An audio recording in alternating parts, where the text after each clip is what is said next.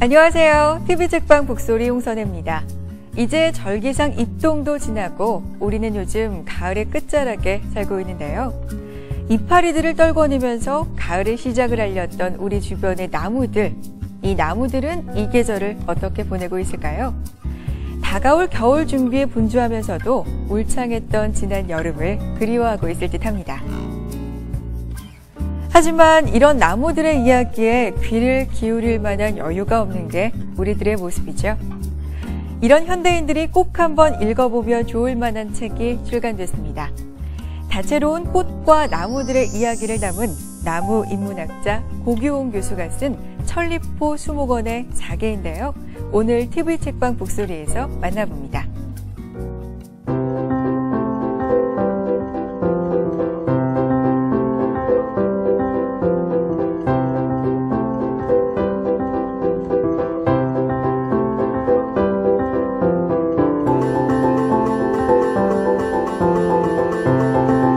나도 태풍처럼 고난이 많았지만 힘내고 잘 버티고 잘 살아라. 날 좀 내버려둘 순 없겠니? 글쎄요, 나뭇가지 부러뜨리면 엄청 아프니까 그만 좀 하라고 할 것 같아요. 자기도 외롭다고 그렇게 말할 것 같은데요. 같이 놀자 뭐 이런 식으로.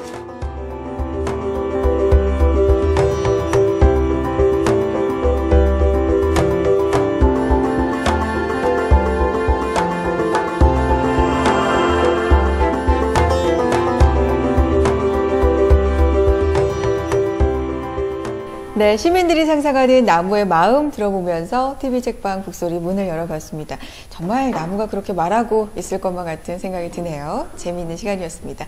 자, 오늘 함께 해주실 분도요, 15년 동안 나무에 대한 애정을 쏟으시면서 살아오셨고 살아가고 계신 분입니다. 나무 인문학자 고규홍 교수님과 함께 하겠습니다. 어서 오세요. 예, 안녕하세요. 반갑습니다. 네. 네. 가을에, 이렇게 완연한 가을에 선생님 찾아뵙게 됐는데요. 네. 나무한테 가을은 어떤 의미의 계절일까요? 가을은 이제 한 해살이를 마감하고, 그러니까는 가을, 그럼 우리 흔히 결실의 계절이라는 말 많이 쓰잖아요. 그러니까 이제 열매도 맺고, 그 다음에 아주 중요한 게 뭐냐면, 겨울 준비를 해야 돼요. 그러니까 겨울에 이제 기온이 떨어지면 나무도 자칫하면 얼어 죽을 수가 있으니까, 나름대로 자기 준비를 하기 위해서 자기 몸 안에 들어있던 물도 덜어내고 하다 보니까 광합성도 이제 정지하거든요. 그래서 잎사귀가 봄, 여름에 보지 못했던 초록과 다른 색깔들이 막 드러나죠. 예, 빨간색, 노란색 이런 것들이 이른바 단풍으로 아름답게 드는, 그러니까 봄에 꽃 필 때와 함께 아주 돋보이는 그런 계절이라고 할 수 있겠습니다. 이제 나무 앞에만 서면 가슴이 설렌다, 뭐 이런 표현 이제 책에 쓰셨는데, 네. 이 정도면 그냥 좋아하는 수준이 아니고 사랑이 아닐까, 그런 생각이 들었어요. 되게 예. 두근두근하세요. 나무도요, 분명히 네. 살아있는 생명체인데요. 예를 들면 우리 친척집에 어린아이가 도담도담 자라고 있는 아이가 있다 그러면 다음에 한 달이든 두 달이든 며칠 지난 다음에 또 찾아갈 때는 이 아이가 얼마나 컸을까, 이번에 어떻게 변했을까, 이런 궁금증 같은 게 있잖아요. 근데 사실 우리 곁에 있는 나무는 그게 그건 것 같고 시간이 지나도 별 차이를 잘 모르기 십상인데요. 사실 이렇게 나무를 잘 관찰하다 보면 볼 때마다 다른 아주 미묘한 차이가 있거든요. 그 미묘한 차이에 이렇게 관심을 기울이다 보면 정말 이번에 갈 때는 어떻게 달라졌을까? 봄에 이 봄, 여름 동안 초록색이었던 게 이 가을에는 어떤 빛깔로 바뀌었을까? 이런 거에 대한 궁금증이, 그게 이제 두근두근까지를 표현할 수는 없다 하더라도 설렘 같은 건 분명히 있어요. 예. 그런 어떤 나무에 대한 애정과 철학, 이런 걸 담아서 쓰신 책이 바로 이 책이죠. 예, 그거 잘 봐주시니까 그렇게 말씀하신 것일 테고요. 네. 제가 이제 이 천리포 수목원을 이제 열심히 지난 한 15년 동안 내내 다녔고, 그 다음에 사실 제가 나무에 대한 관심, 또 나무에 대해서 글을 쓰겠다는 마음을 먹게 된 그런 계기를 마련해 준 곳이 바로 천리포 수목원이어서, 그러니까 제가 어제는 어떤 분들에게 그런 말씀을 드렸어요. 지휘하는 사람 중에 구스타프 말러의 교향곡 2번 교향곡 부활만 전문적으로 연주하는 그런 지휘자가 하나 있어요. 길버트 카플란이라는 사람이 있는데, 이 사람이 원래 재벌 CEO였는데, 이 사람이 42살에 나는 부하를 꼭 연주하고 싶다. 그러고서 지휘 공부를 시작해요. 그리고 그 사람한테 왜 그렇게 하냐라고 물어봤을 때 그 사람이 뭐라 그러냐면 내가 지금 이 연주를 하면 이 청중들한테 부끄러울 것이지만 만약에 지금 이 연주를 안 하면 지금 하지 않은 내 자신에 대해서 후회스러움 때문에 부끄러울 것이다. 이런 얘기를 했더라고요. 똑같은 얘기를 저한테 적용하자면 지난 16년 동안 15년 16년 동안 이 천리포 수목원을 드나들면서 보아왔던 사실을 글쟁이로서 제가 지금쯤 한번 이렇게 정리해내지 않으면 제 자신에게 부끄러울 것이고 물론 이렇게 아직 부족한 게 많아서 독자들에게 내놓으면 독자들한테 부끄러움은 분명히 있습니다만 제가 선택하는 것은 제 자신에게 부끄럽지 않은 쪽을 선택한 거라고 생각해 주시면 고맙겠습니다. 네. 역적을 만들어 놓으시고 너무 겸손하게 그러게요. 어쨌든 이런 고귀한 마음을 담아서 이번에 이 천리포 수목원의 사계라는 책을 내셨습니다. 이 15년 동안 천리포 수목원에서 관찰한 식물들에 관한 이야기, 근데 꼭 식물들에 관한 이야기뿐만이 아니고요. 뭐 식물에 얽힌 신화라든지 그 이름에 얽힌 유래라든지 그런 인문학적인 지식들이 잘 이렇게 어우러져 있는 그런 책이기도 한데 먼저 이 천리포 수목원의 식물들을 보신 거지 않습니까? 네. 먼저 좀 여쭤봐야 할 것 같아요. 이 천리포 수목원이 어떤 곳인지 좀 알고 싶습니다. 그러니까 2차 대전 끝나고 나서 우리나라에 처음으로 들어온 외국인이 한 분 있었어요. 칼 페리스 밀러라는 사람이 이제 그 천리포 지역에 우연히 1960년대에 땅 5,000평을 산 데에서부터 시작이 됐는데요. 그 당시에 굉장히 황무지였어요. 진짜 풀 한 폭이 자라기 어려운 황무지였는데 그 땅에 이제 자신의 별장처럼 한옥 두 채를 지어놓고 살다가 나무를 심기 시작한 게 1970년대입니다. 70년대에 나무를 심으면서 기왕에 나무를 심을 거 여기 수목원이라고 한번 등록해보자 하고 천리포 수목원이라는 이름으로 등록을 했는데 그게 우리나라에서 등록된 최초의 사설 수목원이고요. 그래서 이 양반이 굉장히 열심히 이 수목원을 가꾸었는데 그 결과 2000년에는 세계 수목협회가 인증하는 세상에서 가장 아름다운 수목원으로 인증이 되기도 했고요. 예, 그런 수목원이고 또 한 가지 자랑삼아 말씀드리자면 이 수목원에는 무려 15,000 종류의 식물이 이렇게 곳곳에서 이렇게 자라고 있는데요.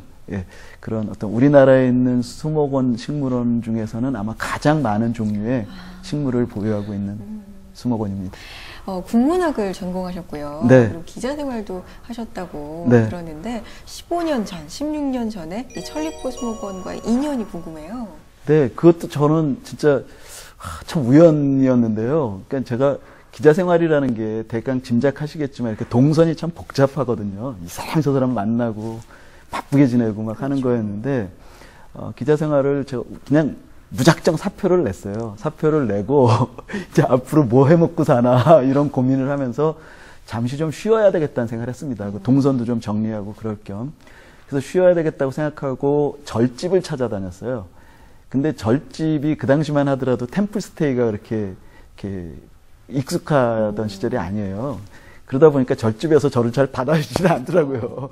그런 와중에 제 친구 중에 한 명이 그 절집보다 더 절집 같은 데가 있으니까 소개해주마. 그리고 소개해준 곳이 천리포 수목원이었고요. 그 당시에는 이 천리포 수목원이 이렇게 일반인에게 공개된 상황이 아니고 회원 5,000명 정도 되는 분들에게만 공개된 상황이었거든요. 그러다 보니까 진짜 절집 같았어요. 그래서 제가 2달 동안 거기 머물러 있었는데 2달 동안 있는 동안 굉장히 많은 나무들이 그것도 우리 토종나무가 아닌 외국에서 들어온 나무 이런 것들이 많이 있는데 2달 동안 아무 할 일이 없었거든요. 저는요. 아무 할 일이 없이 산책을 하고 그러다 보니까 얘가 왜 여기 와 있을까? 여기서 너 좀 불편하지 않니? 잘 살고 있냐 하고 자꾸 물어보고 싶은 거예요. 대화를 하고 싶은 거예요. 예, 나무에게 말을 걸고 싶은 그런 욕심이 막 들었었고 그런 욕심을 통해서 이제 오늘날까지 이제 이런 나무의 이야기를 캐내는 그런 작업을 하는 거 아닌가 이렇게 생각하게 됩니다. 그 얘기 조금 재밌는데 자세히 들어보고 싶기도 한데 그 이제 회사도 그만두시고 네. 그 말씀 들으면서 저는 그 다치바라 다카시가 왜 책 읽을 시간이 없어서 나는 회사를 그만두고 퇴사의 변이라는 그 굉장히 유명하잖아요. 네. 그 비슷한 이유신 거죠? 나무를 봐야겠으니 회사를 그만둔다. 그건 아니었어요. 나무를 보기 위해서 회사를 그만둔다가 아니었고요. 저도 그러니까는 그 다치바나 다카시랑 비슷한 얘기인데요. 제가 당시 학술 담당 기자를 하고 있었어요. 예, 그런데 제가 매일 그 책을 보고 책 서평도 쓰고 뭐 이러는 과정이었어요. 근데 이게 제가 보고 싶지 않은 책까지도 막 봐야 되고 그렇죠. 지금 평론가님도 그러실 거 아니에요. 네. 굉장히 많은 책을 막 어떤 경우에는 다 이해하기도 전에 막 넘겨야 되는 경우도 생기고 막 그런데 이런 것보다는 내가 하고 싶은 것만 할 수 없을까 하는 이기적인 생각들이 좀 있었어요. 그래서 이제 사표를 냈던 거였고요. 그리고 이제 가서 그때만 하더라도 저는 나무에 대해서 뭘 하겠다는 생각이 전혀 없었는데 우연찮게 천리포수목원에 가 있다 보니까 제가 그동안 본 게 나무였고 2달 동안. 예, 그럼 말씀드렸듯이 나무에 계속 뭔가 좀 물어보고 싶고 이 얘기를 좀 듣고 싶고 하는 그런 욕심들이 이제 나무에 이제 다가서게 한 것 같습니다. 참 사람의 지적 열망이라는 것이 굉장히 무서운 것이라는 생각도 새삼 드는데요. 그럼 어쨌든 처음 뭐 가족들과 함께 천리포수목원으로 들어가셨던 것은 아니죠. 혼자 가셨어요? 예, 혼자 갔습니다. 다른 뭐 생계 문제라든지 이런 것들도 고민이 좀 되셨을 것 같아요. 가족 입장에서는 좀 서운했을 수도 있을 것 같고요. 그랬겠죠. 그러니까 제가 워낙 지금도 그렇지만 삶을 이렇게 계획적으로 살지 않고 무모하게 이렇게 막 일을 저지르는 편이거든요. 그러니까 사표도 어느 날 갑자기 냈고 해서 집사람 입장에서는 좀 당황을 했을 거예요. 근데 말린다고 해봐야 뭐 잘 들어지지 않을 거라는 거 뻔히 알고 있었을 것이고, 그냥 기왕에 저지른 거 잘해봐라 이런 생각을 했던 것 같고요. 그리고 사실 생계는 걱정이 됐죠. 제가 이 기자 생활이라는 게 대충 아시겠지만 적은 연봉은 아니잖아요. 뭐 고액까지는 아니라 하더라도 꽤 많은 연봉을 받던 게 갑자기 이제 제로로 바뀌니까 가게는 갑자기 어려워졌겠죠.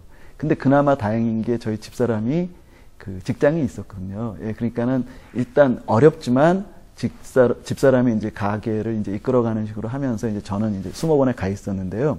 집사람이 저에게 편지를 하나 보냈는데 네. 그 편지에 그런 말을 썼어요.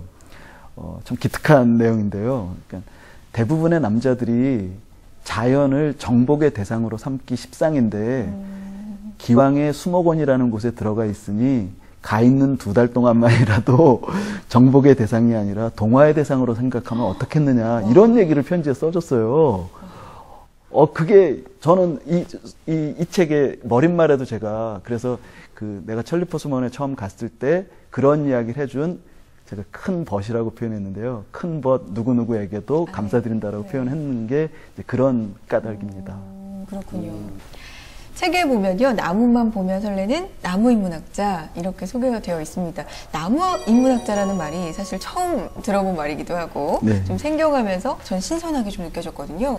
제가 생각하기에 인문학이라는 게 뭔가 그런데 여기저기서 요즘 인문학 열풍들이 있어서 많은 분들이 인문학이란 뭔가에 대한 이런 규정을 많이 하시는 것 같은데 제 마음에 쏙 들어온 그런 규정 중에 하나가 인문학이란 사람살이의 무늬를 찾아가는 과정이다. 이런 말씀을 어떤 선생님이 하셨는데 저는 마음에 쏙 들었습니다.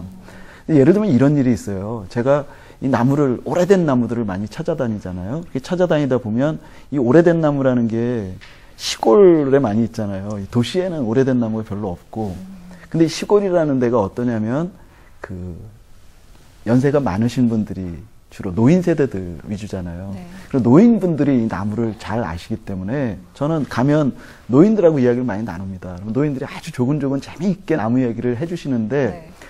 이듬해 다시 가면 세상을 달리하신 유명을 달리하신 그런 분들을 뭐 한두 번이 아니고요. 네네. 저는 자주 만납니다. 왜냐면 이 나무가 진짜 시골 오지 이런 데 많이 있으니까 그런 걸 자주 겪거든요.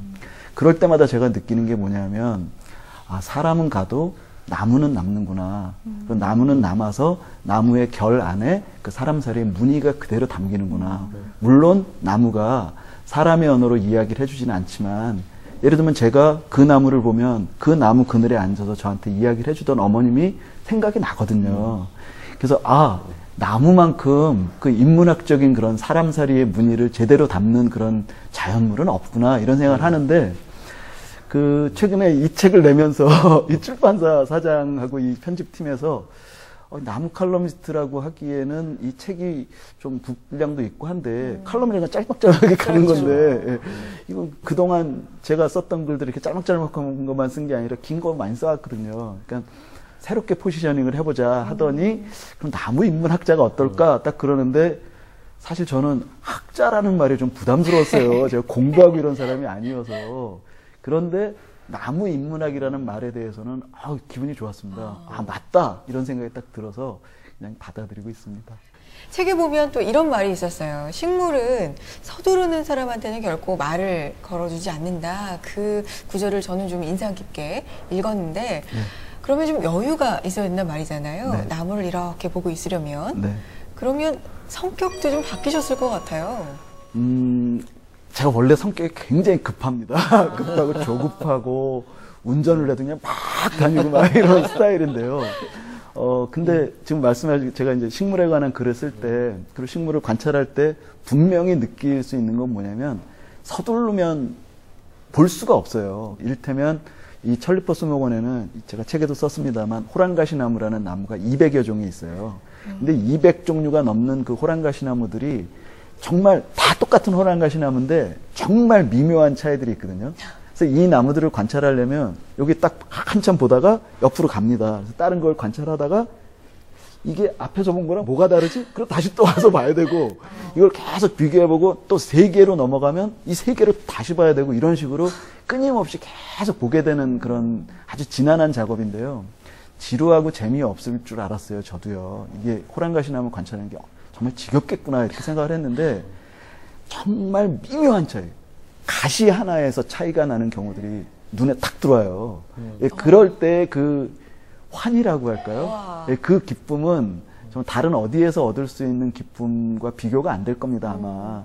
근데 그게 분명히 뭐냐면 서두르지 않았기 때문에 그게 눈에 들어온 거거든요. 예, 그래서 이제 천천히 봐야 이제 식물을 볼 수 있다라는 건데 그러다 보니까 제가 사실 저도 나무 앞에서는 그렇게 천천히 보지만 다시 또 돌아오면 또 급해지고 막 그래요. 막 원고 마감이나 뭐 강연이나 이런 게 있으면 막 또 급하게 준비하고 막 그런 게 있는데 그래도 다시 또 나무를 찾아갈 마음을 이렇게 가지고 또 나무를 떠올리고 이럴 때마다 이렇게 숨을 좀 길게 쉬는 그 제 자신을 발견하게 되곤 하니까 조금 변하긴 변했겠죠. 그러나 아직 뭐 멀었습니다. 꼬박꼬박 그 1년에 한 권씩 책을 내셨거든요. 사실 이제 이 책 나오기 전에는 조금 한 2년 정도 텀이 있었던 것 같고, 네. 1년마다 책을 한 권씩 쓴다는 것이 생각해 보세요. 얼마나 사실 바쁜 일이에요. 근데 또 책을 보면 그 책 안에 있는 그것은 정말 그 정적으로 세심하게 그 식물들을 살피지 않으면 알 수 없는 그 지점들을 이야기를 해주시니까 저는 그 고기용 저자님의 그 예전 책들도 그렇고요. 이 책을 쭉 보다 보면 좀 경이롭다는 생각이 들긴 해요. 그러니까 그 멈춤과 또 그것을 물리적으로 내 앞에 갖다 놓는 그 바쁨과 이걸 도대체 어떻게 같이 이렇게 머릿속에서 생각해야 하나 이런 게 참 신기하기도 했는데요. 참. 저 얼굴이 빨개지네요. 근데 사회 속에 들어와서 이렇게 정말 정신없이 살 수밖에 없잖아요. 근데 나무를 통해서 또 완급 조절이 되는 게 아닐까요?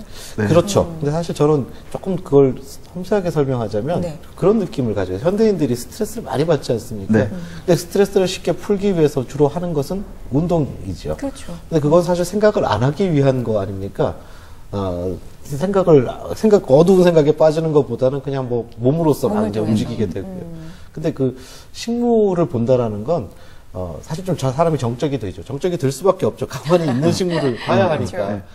하지만 어두워지거나 우울해지거나 이렇게 복잡한 생각들에 몰입하게 되는 것이 아니고요. 굉장히 순수하고 맑은 생각들에 몰입하게 되는 그러한 정적을 사람에게 준다.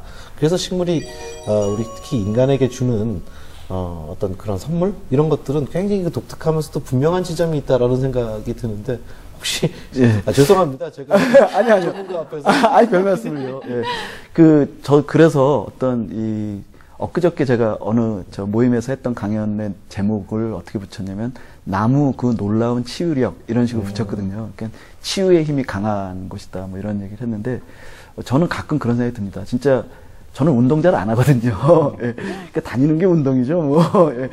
근데 제가 진짜 스트레스를 받거나, 저도 사실 스트레스가 있어요. 뭐, 그러니까 힘들고, 막, 가정 일도 있고, 뭐, 이렇게 힘든 일이 있거나 그럴 때, 나무를 찾아가요. 그러면, 나무를, 아까 말씀하신 것처럼 정적으로 가만히 앉아서 나무를 쳐다보고, 나무 그늘에 앉아서 한참 동안 길게 숨 들이쉬고 이러다 보면, 저절로 이렇게 뭔가 이렇게 차분해진다라는 느낌이 들고요. 스트레스가 좀 이렇게 사라진다는 느낌이 드는데 그건 그냥 정서적인 것만은 아닐 거예요. 예를 들면 물리적으로도 예를 들면 그 숲에서 나오는 피톤치드라든가 그다음에 뭐 이산화탄소가 줄어들죠. 나무 곁에 가면 그다음에 음리온도 이제 그런 역할을 할 테고 그다음에 또 이 제가 공부를 하다 보니까 숲에 가면 그 NK 셀이라 그래가지고 내추럴 킬러 셀이라는 그 이제 자연 살해 세포라는 게 우리 몸에 약 1억 개 정도가 있는데 숲에 들어가면 이 1억 개의 그 이 자연 살해 세포가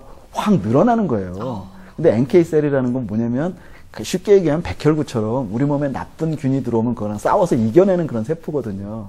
그러니까 물리적으로도 분명히 숲은 혹은 나무는 분명히 우리를 치유해주는 힘은 가지고 있습니다. 근데 꼭 거기서 끝나는 게 아니라 제가 말씀드렸듯이 숨을 길게 쉴 수 있고 가만히 하다못해 사진을 찍으려 한다 하더라도요. 나뭇가지가 계속 흔들리기 때문에 아주 잘 정지해가지고 사진을 찍어야 돼요. 그러려면 숨을 길게 들이쉴 수밖에 없거든요. 그런 일들이 계속 되풀이되다 보면 스스로가 호흡에 의해서 치유되는 그런 것도 있지 않은가 이런 생각을 하면서 저야말로 진짜 나무를 통해서 너무 많은 그 치유의 그 결과를 얻어내면서 살고 있지 않나 이렇게 생각합니다. 이 숲이 아침, 점심, 저녁으로 향이 다르다, 향기가 다르다. 그 네. 부분, 묘사하신 부분을 제가 또 좀 인상 깊게 읽었었고요. 그 순간적으로는 그 향이 좀 느껴지는 것처럼까지 느껴지더라고요. 그걸 좀 듣고 싶어요. 어떻게 다른가요, 향기가? 예를 들면은요. 네. 이제 꽃이 피면 꽃에서 향이 나오잖아요. 네. 근데 그 향기가 이유 없이 아니면 우리가 이렇게 산책하는 사람들 기분 좋게 해주려고 향이 나오는 게 아니거든요. 예. 꽃이 피면 꽃들은 분명히 꽃을 피우는 목적은 있어요. 사람들한테 예쁘게 보이려고 하는 거 아니고요. 예. 꽃을 피워서 그 꽃에서 암술과 수술이 서로 만나서 이른바 꽃들도 혼인을 해서 거기서 종자를 맺어서 자기 자손을 번식시키려는 목적으로 꽃을 피우는 거거든요. 네. 근데 꽃을 피울 때 얘네들이 크고 뭐 화려하고 이렇게 피우는 이유도 다 뭐냐 하면 그 꽃이 혼사를 이루어줄 벌나비들을 불러 모으는데 효과적이기 위해서 크게 피우고 이러는 거거든요. 향기도 마찬가지예요. 예, 향기도 향기에 강한, 향기를 좋아하는 그런 벌나비들을 끌어들이기 위해서 향기를 만들어내거든요. 예를 들면 비가 오는 날은 꽃들의 향기가 안 나요. 예. 그러고 보니까 그렇네요. 예. 그러니까 꽃들이 아는 거예요. 비가 오니까 지금 벌이나 나비가 활동이 별로 없겠구나. 그럼 괜히 향기를 내서 애들을 불러 모아봐야 헛수고겠구나. 향기가 나긴 나지만 굉장히 적게 납니다. 예. 그런데 예를 들면 한겨울에 피는 꽃들이 있어요. 한겨울에는 벌나비들이 별로 없잖아요. 별로 없는데 자기는 어쨌든 이 혼사를 이루어야 되잖아요. 향기가 무지하게 강해요. 멀리까지도 이 향기를 퍼뜨리려고 그런 식으로 이제 향기가 이제 다양하게 나거든요. 그러면 이 숲 전체로 볼 때는 이를테면 꽃들이 많이 피고 벌나비들이 가장 활동이 충만한 그 시기에 이제 이 향기가 가장 강한 거죠. 이를테면 오전에 그래요. 특히 봄 같은 경우에는 아직 햇살이 확 퍼져가지고 이제 마르기 전에 그때 그 막 벌나비들이 아침에 일어나서 활동을 막 개시할 그 즈음에 향기가 강하고, 예. 그리고 꽃들이 향기를 내기 전에는 이제 바닥에 깔려있는 곰팡이나 이런 것들이 또 향기를 내고 해서 정말 시시각각으로 향기가 달라요. 예. 이걸 제가 책 한 권에 다 쓴 얘기인데 이거 지금 다 얘기하기는 어렵지만 어쨌든 이렇게 시시각각으로 다르고 계절마다 또 향기가 다르다라는 것 때문에 근데 결정적으로 언제가 가장 좋으냐 그러면 물론 개인적인 취향들이 다 따로 있겠지만 저는 개인적으로 숲 바닥에서 나오는 그 곰팡이 향이나 이런 것들이 사람들에게 굉장히 좋거든요. 그래서 저는 숲에 만약에 야영을 하실 일이 있다면 새벽에 숲에 가서 되게 또 밤에 음주 뭐 이러신다고 늦게까지 이제 주무시는 분들 많이 계신데 숲에서만큼은 밤에 음주를 하신다 하더라도 이른 새벽에 일어나서 새벽 산책을 해보시라고 꼭 권하거든요. 그때 그 곰팡이들의 향기가 굉장히 좋습니다. 네. 네. 자, 독자분들도요, 저녁에게 궁금한 점이 참 많았습니다. 독자 질문 들어보고 이야기 계속 이어가죠. 교수님께서 가장 사랑하시는 나무 그거에 대해서 알고 싶습니다. 이유도 묻고 싶고요. 예. 나무에게도 꿈이 있을까요? 있다면 무엇이 있을까요? 이 독자 질문 중에 네. 이게 저도 궁금합니다. 그렇게 많은 나무들을 예. 이렇게 보면서 또 이렇게 사랑하면서 사시는 분이지만 그 중에서 가장 좋아하는 나무 뭐가 있느냐 이런 거 되게 묻고 있거든요. 네. 너무 많아서 근데. 예. 그 참 어려운 질문이에요. 예, 답하기 진짜 어려운 질문인데, 진짜 이 나무가 좋다 그러면 저 나무가 눈에 밟히고, 또 이 나무가 좋다 그러면 이 나무가 눈에 밟히고. 섭섭해할까요? 자식같이. 예, 섭섭해하겠죠. 예, 섭섭해하고, 또 제가 또 어느 나무가 좋다라고 말씀드리기 어려운 게 뭐냐면요. 계절마다 제가 좋아하는 나무가 달라져요, 또. 예를 들면 봄에는 전 분명히 목련을 제일 좋아하거든요. 제가 천리포수목원을 좋아하는 이유 중에 하나도 목련이 많은 곳이라 좋아하는데, 봄에는 분명히 제가 목련을 제일 좋아합니다. 가을에는 감나무가 제일 좋습니다. 예, 가을에는 목련이 존재감이 그렇게 많지 않거든요. 물론 워낙 잎사귀도 크고 해서 목련 가을에도 좋긴 좋습니다만, 그 감나무의 그 알알이 맺힌 그 빨간 감 맺힌 거에 비하면 목련의 아름다움은 떨어지죠. 예. 뭐 그런 식으로 계절마다 다르고, 또 계절뿐만이 아니라 같은 느티나무라 하더라도 저 충청도 괴산에 있는 그 오가리에 있는 느티나무 같은 경우에는 느티나무로서 제가 제일 좋아합니다만, 또 다른 곳에 있는 느티나무하고 은행나무 같이 있는 경우에 보면 은행나무가 더 좋을 수도 있고 해서 어느 한 가지가 좋다 이렇게 말씀드리긴 정말 어려운 질문이에요. 그런데 그런 건 있어요. 예, 제가 이렇게 다 좋아한다라고 얘기를 하고요. 네. 일단 그게 전제를 하고, 제가 어떤 나무가 좋으냐라기보다는 어떤 나무를 담고 싶다라고 하는 거를 이야기한다라면 한 그루를 좀 얘기할 수 있는 건 있어요. 그 감나무를 제가 좀 닮아보고 싶다라는 생각을 가끔 합니다. 왜요? 이 감나무는요, 시골집에 가면 집집마다 다 심어요. 예. 뒷안에 다 있어요. 감나무를 심는 이유는 여러 가지인데요. 뭐 감 열매가 좋으니까 감을 이제 따서 가을에 먹으려고 이제 심기도 하지만, 우리나라의 그 뒷안에는 뭐가 있냐면 장독대가 다 있잖아요. 그렇죠. 이 장독대는 주로 아녀자들이 출입을 하는 거잖아요. 근데 여자들이 제일 무서워하는 게 뭐냐면 뱀을 무서워하잖아요.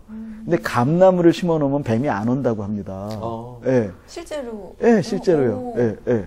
신기해요. 그러니까 이제 이 장독대 곁에다가 감나무를 꼭 심은 거예요, 옛날 사람들이. 그러니까 집집마다 감나무 없는 집이 없어요. 다 있어요. 네. 그러니까 감나무가 살아있을 때에는 감나무의 존재감을 잘 못 느껴요. 아까도 제가 앞에서 나무라는 게 우리에게 존재감을 잘 못 느끼게 한다라고 말씀드렸지만, 네. 특히 그 중에 감나무야말로 존재감이 별로 없습니다. 집집마다 다 있으니까. 그런데 이 감나무의 경우에는 우리 집 감나무가 병이 들었다거나 태풍에 넘어갔다거나 해서 우리 집게 딱 부러졌어요. 예를 들어서 죽었어. 그때 그 허전함은 다른 어떤 것에 비해서 비교할 수가 없을 정도로 그 허전함이 크거든요. 그걸 제가 글 속에서는 주로 뭐라고 표현하냐면 뒤늦은 존재감이라고 표현하는데요. 그러니까 저는 사실은 그렇게 살고 싶어요. 그러니까 제가 살아있는 동안에는 저는 글쟁이니까 어쩔 수 없이 이 글을 쓰고 이렇게 불러주시는 데 나와서 제 책에 대해서 이야기를 하고 합니다만, 어떤 두드러지게 저를 이렇게 뭐 내세우고 이럴 게 아니라 그냥 존재감 없이 그냥 나무에 대한, 저보다는 나무를 더 드러내면서 살고 싶은데, 근데 그러다가 그냥 죽고 사람들이 다 잊어버리면 좀 억울할 것 같아요. 근데 그렇게 될 그러니까요. 예, 이미 팬들이 전국적으로 양산되고 있기 때문에. 예, 그러니까 제가 사라진 다음에 누군가가 옛날에 그 나무에 미쳐가지고 그런 사람이 하나 있었어 라고 그 뒤늦은 존재감을 생각해 주시는 분이 한 분이라도 계시다라면 제 인생은 성공한 인생이 아닌가. 그렇죠. 그런 생각을 하면서 감나무를 종종 떠올립니다. 나무 인문학자이시기 때문에 할 수 있는 그런 질문인 것 같습니다. 이걸 물어보셨어요. 나무의 꿈이 뭘까요? 어렵다. 그거야말로 진짜 어려운데요. 제가 그 나무 이야기를 글로 쓴다고 하지만 나무한테 이거 물어봐야 되는데, 물어봐도 나무가 잘 답을 안 해줄 것 같고, 그래서 어려운 달라는 말씀이세요, 질문인데, 그러니까. 근데 제 생각에 이럴 것 같아요. 우리가 꿈이라고 하면 이 꿈이 뭐겠어요? 지금 현재 자기가 하고 있는 일을 더 잘하는 게 가장 큰 꿈이겠죠? 예를 들면 축구 선수라면 월드컵에서 우승하는 거고, 야구 선수라면 한국 시리즈 우승하는 거, 그 자기가 하는 일을 제일 잘하는 게 꿈이겠죠? 그럼 나무가 지금 하고 있는 일이 뭔가? 여러 가지 일을 하고 있지만 저는 그 중에 사람을 비롯한 이 땅의 모든 생명을 먹여 살리는 일이라고 생각하거든요. 광합성을 해서 양분을 만들고 나무는 자기가 먹을 것만 만드는 게 아니라 이 땅 생명이 다 먹을 만큼 넉넉하게 양분을 만들어내는데, 그러다 보니까 나무의 진짜 꿈은 세상의 모든 사람들이 배불리 먹을 수 있을 만큼 많은 양분을 만들어서 이 땅에 정말 모두가 다 평화롭고 넉넉하게 사는 세상, 그게 나무의 꿈 아닐까요? 진짜 그럴 것 같아요. 듣고 보니까. 네. 처음에는 이 질문이 약간 우문이라는 생각을 했어요. 이제 현답을 해주시겠다라는 생각이 들었는데, 저 현답이 다시 현문을 만드는 나무의 꿈 물어볼만 하다, 이런 생각이 확 드는데. 네. 자, 나무의 꿈에 이어서 네. 마지막으로 저자님의 꿈은 뭘까요? 듣고 싶은데요. 저도 마찬가지겠죠? 지금 하고 있는 일을 더 잘하는 게 꿈이겠죠? 그럼 지금 제가 하고 있는 일이 뭐냐면, 우리 곁에 많은 분들이 별로 존재감을 못 느끼고 있는 나무들을 좀 더 잘 알리고 더 많이 알리는 게 제 꿈이니까, 그게 제 꿈이죠. 뭐 더 많이 잘 알리겠다라는 게 제 꿈입니다. 그렇죠. 네. 예. 어쨌든 이 찰리포 스모건에서 하기에 너무 적절한 시기에 잘 나온 그런 책이라는 생각이 들고요. 앞으로도 그 저술 계획, 지속적으로 계속 앞으로도 책을 쓰실 계획이시잖아요. 네, 계속 네. 쓸 생각입니다. 구체적으로 지금 당장 준비하고 있는 책이 책이라든지 좀 알려주시죠. 예, 요 다음, 지금 한참 요거 마무리하면서 이제 작업에 들어가고 있는 건데요. 이번에는 도시의 나무들을 한번 해볼까 해요. 와, 예. 좋네요. 그러니까 제가 그걸 어떤 식으로 삼았냐면요. 제가 경기도 부천의 아주 번화한 도심에 살고 있는데요. 그 고층 아파트 촌에 살고 있습니다. 아파트들만 쫙 있는 네. 곳인데, 거기에서 제가 살고 있는 집에서 반경 2km 안에 있는 식물들과 나무들만 가지고 관찰하면서 그걸 가지고 이제 책으로 한 권 엮어볼까 하는데요. 지금 일정 정도 컨셉은 마무리됐고요. 이제 원고만 정리하면 내년 봄이나 늦으면 여름 사이에 나오게 될 것 같습니다. 너무 재밌을 것 같은데요. 네, 저도요. 정말 기대가 되는데. 네. 이미 내 곁에 와 있는 나무들인 거죠. 그렇죠. 예. 우리가 미처 보고 있지 네, 못했던 네, 나무들. 네. 재밌을 것 같습니다. 네. 정말 오늘 녹화 끝나고 나가면서 미처 눈에 안 들어왔던 나무들이 다시 보일 것 같다는 생각이 들었습니다. 새 책 나오면 또다시 뵐 수 있기를 기대해 보겠고요. 네. 오늘 좋은 말씀 고맙습니다. 네, 고맙습니다. 감사합니다.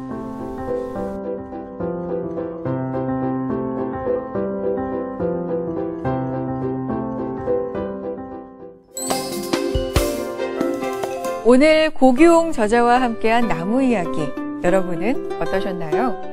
치열한 경쟁 속에서 앞만 보며 달리는 삶 이외에도 주변과 자연을 돌아보는 삶이 있다는 걸 다시 생각해 볼 수 있었습니다. TV 책방 북소리, 다음 이 시간에도 좋은 책으로 인사드리겠습니다. 함께해 주신 여러분 고맙습니다.